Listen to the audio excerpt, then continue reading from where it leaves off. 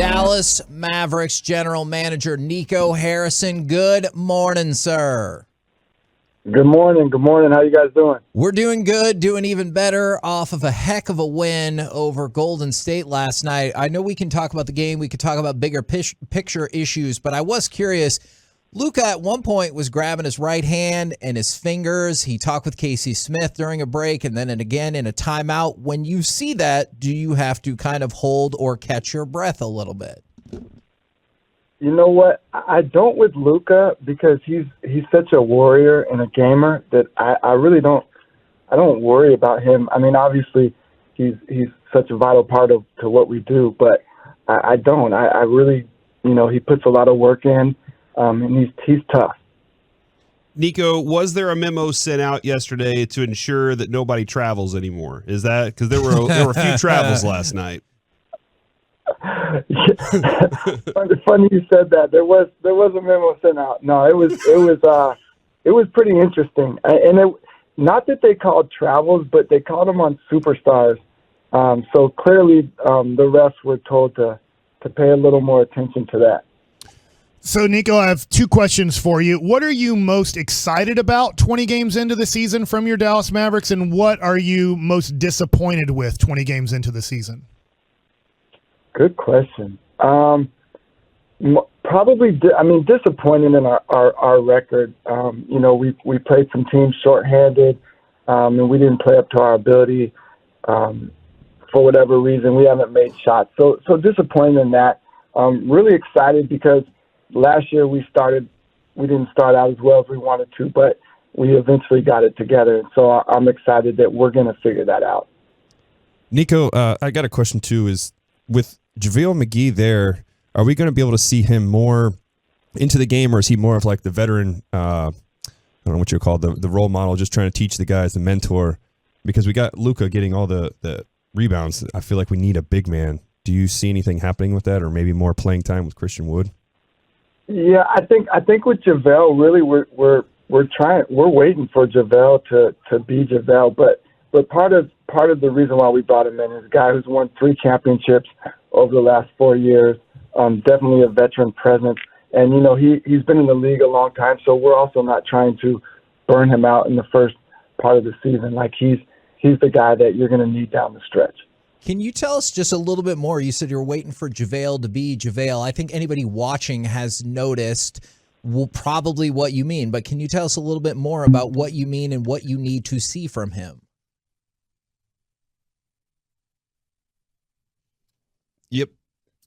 Yep, Kevin.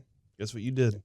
He cut out? Man, you made him mad and he left. I already answered a JaVale McGee question. And that's the limit? And that is it. I will never, that's how this thing goes, Kevin. He's never going to let you go to a Mavs game again. I can't believe you. That is a tough break. I got nervous that my headphones cut out. I did too. I heard I was like, oh no, what happened? Because one time I talked over Broadus and he was still answering, and I was like, oh, my bad. All right, we have Nico back. Sorry, we lost you there. Did you catch the question? Yes, I did. I think the biggest thing with veterans is making sure that that you don't kill them early in the season. You let them kind of catch their legs, and I think that's what we're just waiting for JaVale to kind of get his stride, catch his legs, which he'll do. Nico, I'm kind of curious with Christian Wood, when you traded for him, what was your vision of how he would fit into this team, and how far, or actually how close do you think he is to being at that vision, what you really thought when you first traded for him?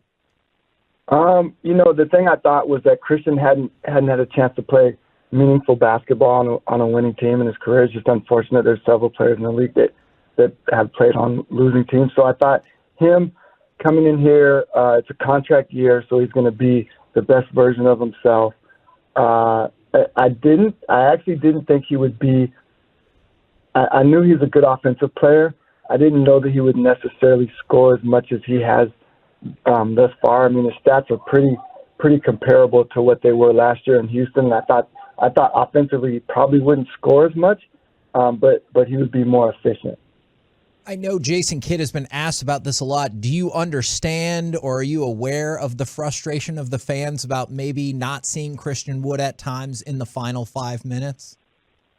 Yeah, I get it. Here's the thing, I always tell I tell everybody this is like when it comes to like who starts the game, to me that's a feel thing. That's really like the feel of the team, and that's more of like how other people play, and I think that's just a feel. To me, it's like getting your minutes. However you get your minutes throughout the game, as long as you're getting your minutes, that's the most important thing. And then really who ends the game is usually who's playing the best at that time. And so that's going to depend. That's going to vary from game to game.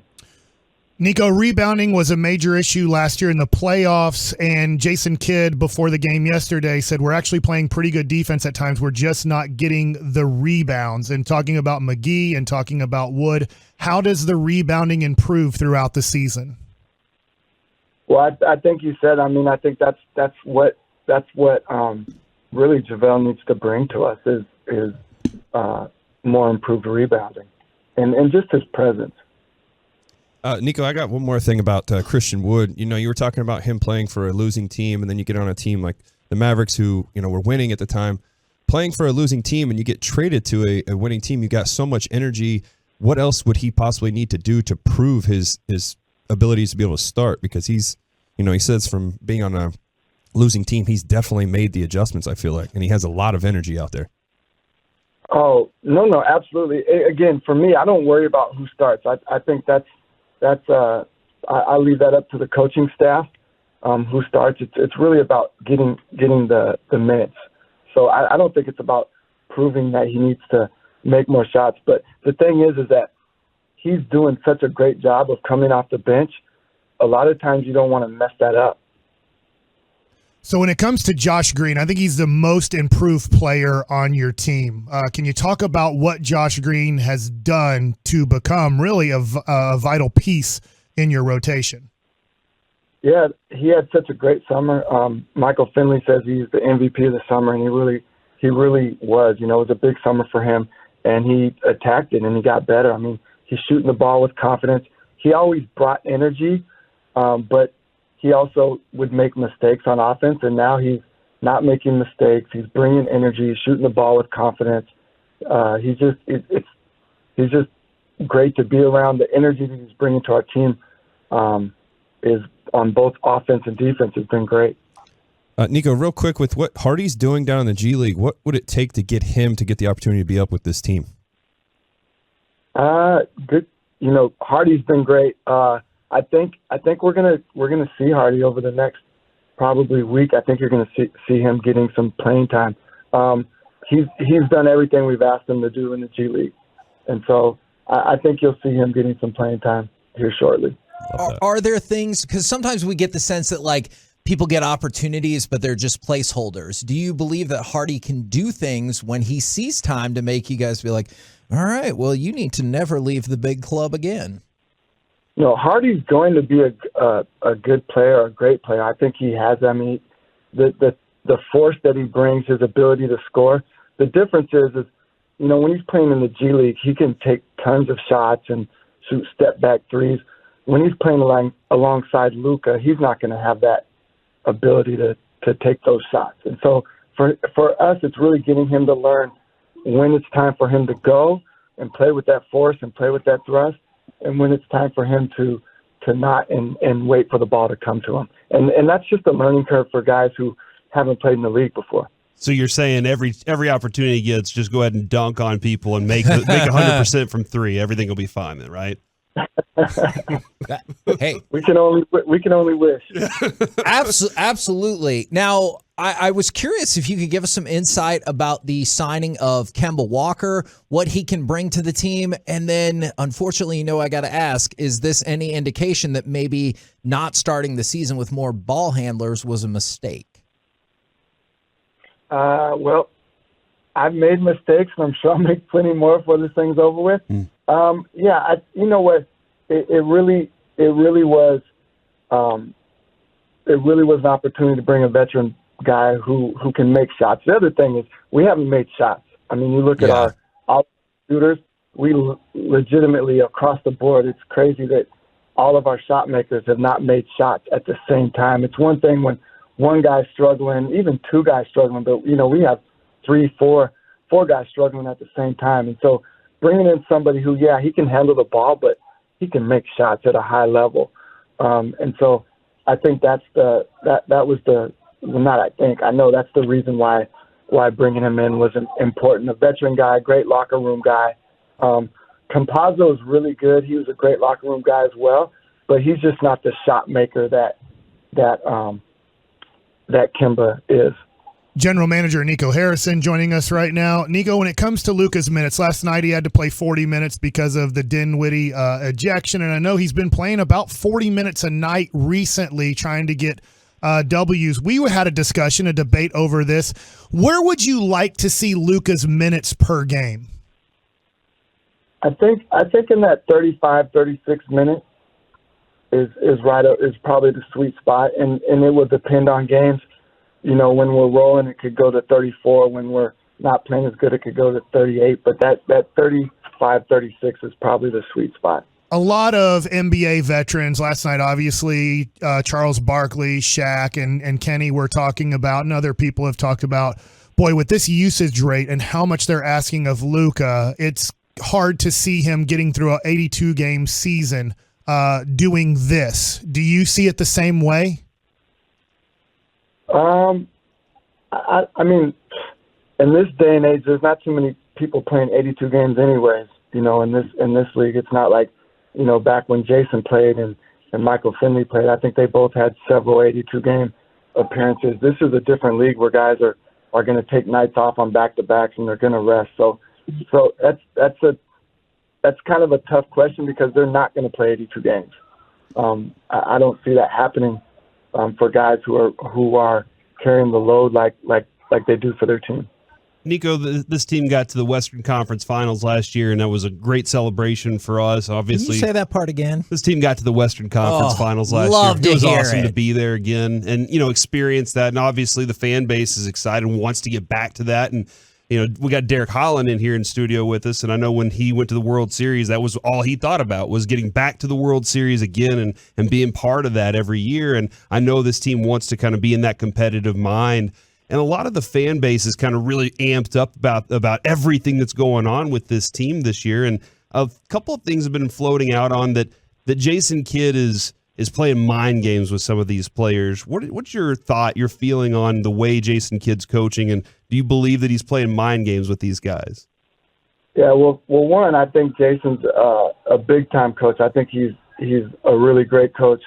He's really a savant, and Jason actually gives the players tons of confidence. I mean, he's an ex-player, so usually ex-players are going to try to help guys be successful and not try to diminish guys. And playing mind games is something that's diminishing, and that's just not who he is as a person or a coach.